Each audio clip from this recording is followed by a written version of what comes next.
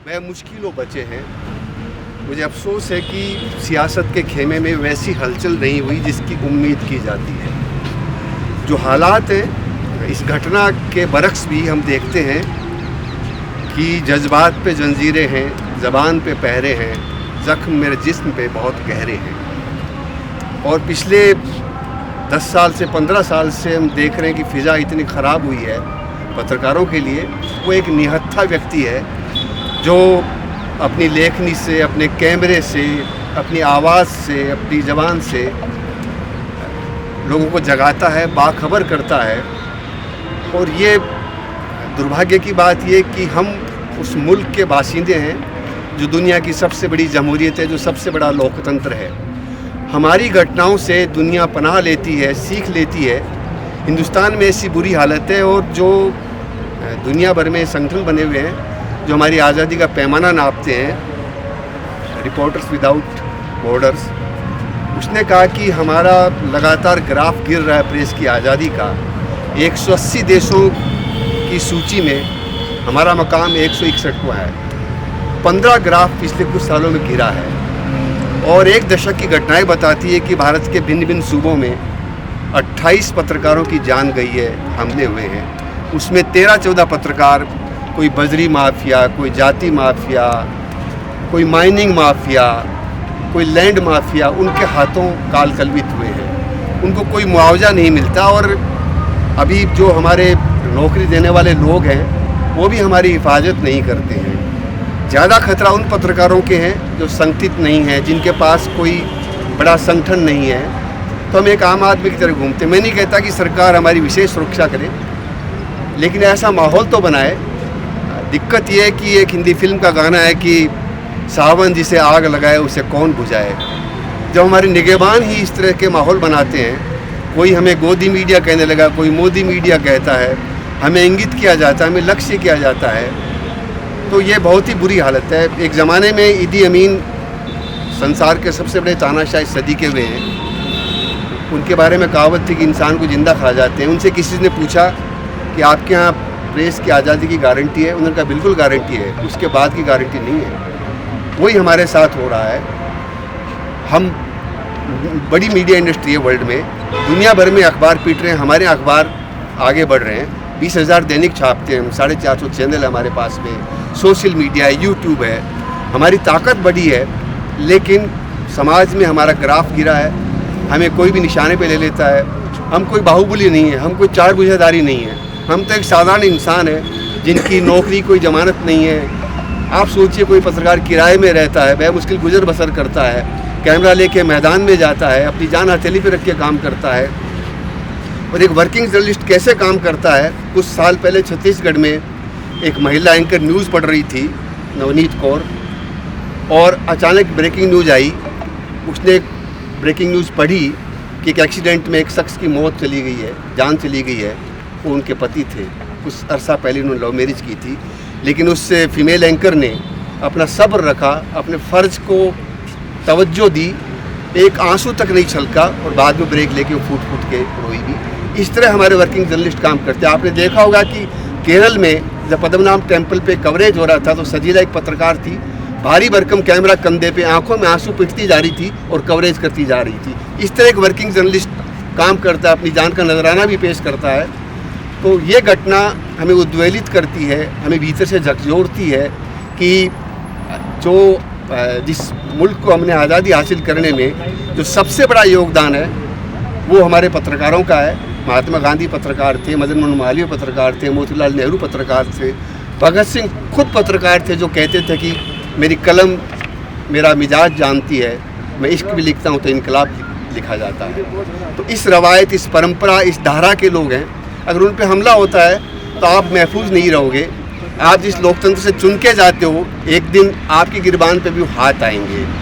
तो अफसोसनाक है। इसलिए हम अपने दम पे, अपने बूते पे जो जो हमारी हैसियत और दायरा है उसके मुताबिक हम अपनी आवाज़ मुखर कर रहे हैं और सरकार से गुहार करते हैं कि एक इनके साथ इंसाफ हो, इनकी क्षतिपूर्ति हो और ऐसा वातावरण, माहौल बनाए कि आइंदा किसी पत्रकार पे इस तरह के हमले न हो।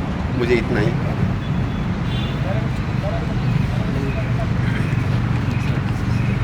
भाई साहब के अपनी बात रख देने के बाद वैसे तो कुछ भी बातें और रखने की आवश्यकता नहीं है, क्योंकि भाई साहब ऐसे वरिष्ठ हैं और इन्होंने सारी बातें बता दिया। जो भी बातें इन्होंने बताए, जो अपन लोग भुगतते हैं, देखते हैं, और घर की परिवार की सारी बातें इन्होंने बता दी। कुछ भी अन्य वक्ताओं के लिए इन्होंने रख दी। फिर भी इसके बावजूद भी अगर बातें कहा जाए तो यही कहेंगे कि सरकार की ये नैतिकता कर्तव्य बनता है। उनसे निवेदन करने की हमें आवश्यकता नहीं है। एक सरकार का कर्तव्य है, सभी जीव जंतुओं को रक्षा करने की जिम्मेदारी सरकार की होती है, चाहे जौन से भी पार्टी की रहे।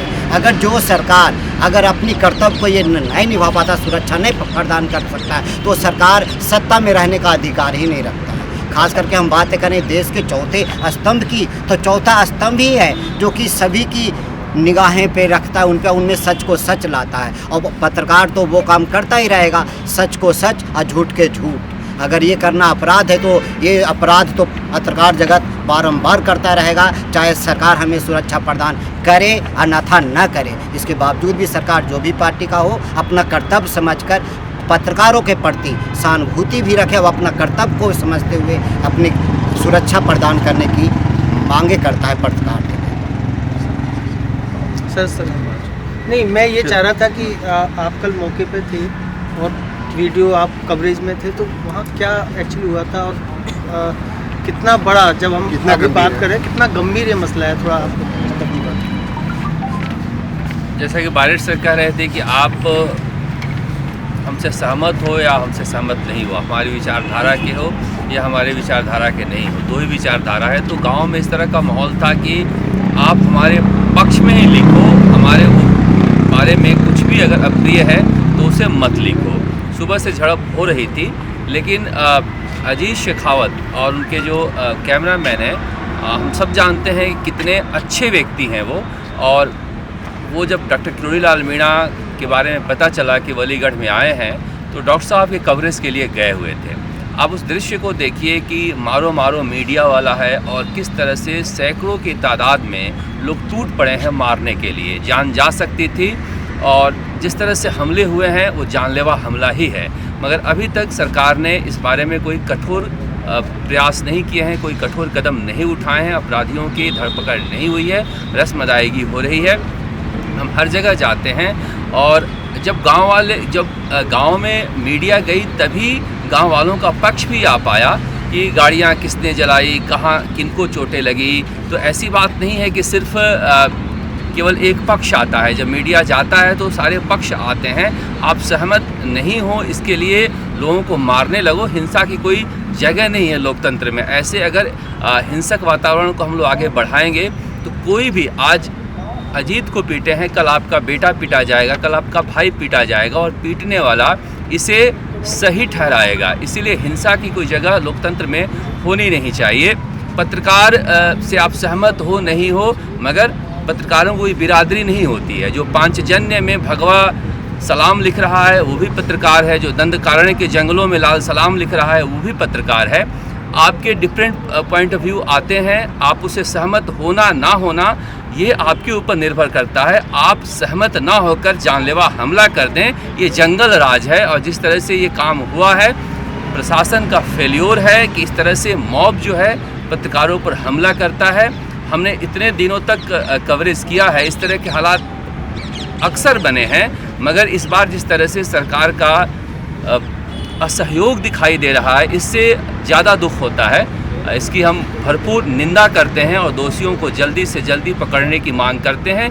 इसे इस तरह से नहीं ठहराया जा सकता कि गांव वालों पर भी तो अत्याचार हुआ है, आप उसके बारे में क्यों नहीं बोलते हो। एक अत्याचार के बदले दूसरे अत्याचार को सही ठहराना ये निंदनीय है। इस तरह का काम सभ्य समाज में नहीं होना चाहिए। अत्याचार होता है चाहे किसी के साथ हो, मेरे साथ हो, आपके साथ हो, पड़ोस के साथ हो। इसलिए सरकार को गंभीरतापूर्वक इसमें कठोर कार्रवाई करनी चाहिए।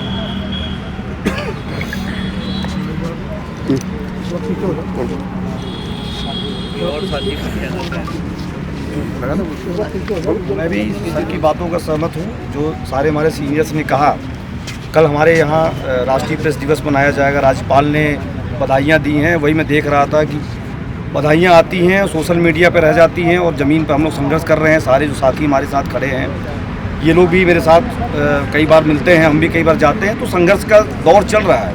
और ये एक जारी हो जाता सरकार की तरफ से कि पत्रकारों को सुरक्षा दी जाए, ये कोई आर्डर आ जाएगा कल परसों में, कोई आदेश जारी हो जाएगा, इससे नहीं होगा। जनता में जो इस तरह से माहौल बनाया, नारायण सरकार रहते गोदी मीडिया मोदी मीडिया का जो एक कॉन्सेप्ट आया, आज उसी से एक ये जो कल का घटनाक्रम है, इसी तरह के लगातार घटनाएं और भी जगहों पे हो रही हैं।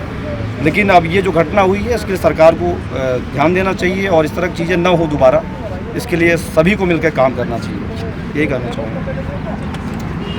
हाँ, एक बात मैं ज़रूर कहना चाहता हूँ कि जो इस तरह की चीज़ें हो रही हैं, हम लगातार देख रहे हैं। 2022 में केंद्र सरकार ने संसद में एक बिल लेके आई थी, the journalist prevention of violence and damage और loss to the property bill. हालांकि वो पूरी तरह से पारित नहीं हुआ, सिर्फ लाया गया। हम चाहते हैं कि उसी की तर्ज पर राजस्थान में भी पत्रकारों की सुरक्षा के लिए कानून लाया जाए। बेशक इस बजट में अवार्ड की घोषणा हुई है, पत्रकारों के लिए हेल्थ स्कीम की घोषणा हुई, बहुत अच्छी बात है, लेकिन जब हम अपने काम करते हुए बच ही नहीं पाएंगे तो इन स्कीम्स का फ़ायदा क्या। तो हम चाहते हैं कि हमारी सुरक्षा हो, और विशेषकर जो अनऑर्गेनाइज्ड पत्रकार हैं, तमाम न्यूज़ चैनलों में काम करने वाले या डिजिटल में काम करने वाले फ्रीलांसर, उनके लिए एक कानून इस तरह का लाया जाए ताकि अजीत शेखावत जी के साथ जो घटना हुई, धर्मेंद्र जी के साथ जो घटना हुई, इस तरह की पुनरावृत्ति ना हो। और अगर इस तरह की चीज़ें होती हैं तो उसका एक पूरे प्रशासनिक तरीके से सरकार नियम कायदों के हिसाब से समाधान निकाला जाए और पत्रकारों की सुरक्षा हो। और कोई किसी को कुछ कहना है? इसमें कल का जो घटनाक्रम है, हम लोग टीवी पे देख रहे थे तो हमने ये देखा कि स्थिति वहाँ ये थी, जैसा शरद जी ने भी बताया, कि हर अपनी विचारधारा के साथ चिपका हुआ है कि वो जो कह रहा है वही सही है। एबीवीपी के जो पत्रकार हैं मनीष जी, उनसे धक्का धक्की भी हमने टीवी पे देखी, और फिर ये घटनाक्रम जो निकल के आया, स्थिति ये हो गई है कि इतना इंटॉलरेंस हो गया है इन राजनीतिक लोगों को, राजनीतिक पार्टियों को, कि आप अगर सवाल पूछ लो तो आपको व्हाट्सएप ग्रुप से भी हटा देते हैं। शहरों का तो ये हाल है, और गांव की स्थिति अभी हमने देखा ये कि हमारे 2 साथियों पर कितना जानलेवा जैसा हमला हुआ है। तो हम पत्रकार साथियों को भी ये देखना चाहिए कि इन राजनेताओं को या राजनीतिक पार्टियों को हम इतना सिर पे न बैठाएं, इनकी इतनी मिजाज कुर्सी न करें कि ये हमारे ऊपर ही हमारे लिए संकट बने। एक सेफ डिस्टेंस भी रखना चाहिए और इनको आईना लगातार दिखाते रहना चाहिए। और हम इस चीज़ की कड़ी निंदा करते हैं। और ये सरकार जो कि आए दिन लोग कहते हैं पर्ची की सरकार है, जो भी है, इनको कठोर निर्णय लेना चाहिए और तुरंत कल की तारीख में इनको क्षतिपूर्ति मुआवजा भी देना चाहिए, जैसे 50-50 लाख बाकी लोगों को ये देती रही है सरकार, और पहले वाले भी, और अपराधियों को गिरफ्तार करना चाहिए।